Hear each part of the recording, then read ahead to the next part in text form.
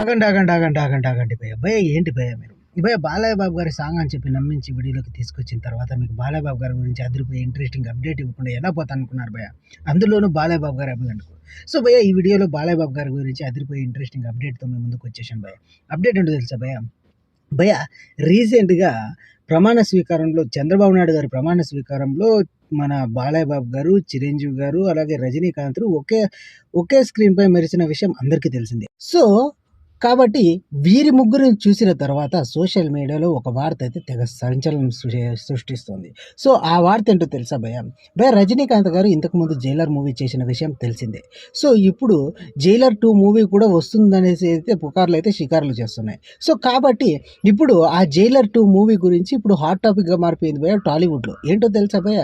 భయ్య రీసెంట్‌గా చంద్రబాబు నాయుడు గారి ప్రమాణ స్వీకారంలో రజనీకాంత్ గారు, చిరంజీవి గారు, బాలయ్య బాబు గారు ఒకే స్క్రీన్ పైన మెరిశారు.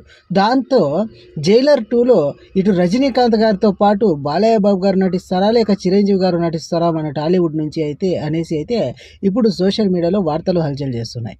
ఎందుకంటే రీసెంట్‌గా వచ్చిన 'జైలర్' మూవీలో కన్నడ హీరో శివరాజ్ కుమార్, అలాగే హిందీ నుంచి కొంతమంది, ఇటు మలయాళం నుంచి కొంతమంది హీరోలు అయితే నటించడం అయితే జరిగింది. టాలీవుడ్ నుంచి సునీల్ గారు అయితే నటించడం జరిగింది. మెయిన్ హీరో ఎవరు నటించలేదు 'జైలర్'లో. కాబట్టి ఈసారి 'జైలర్ 2' పాత్ర కోసం టాలీవుడ్ నుంచి మంచి హీరోని తీసుకోవాలనేసి అయితే అనుకుంటున్నారట భయ్య.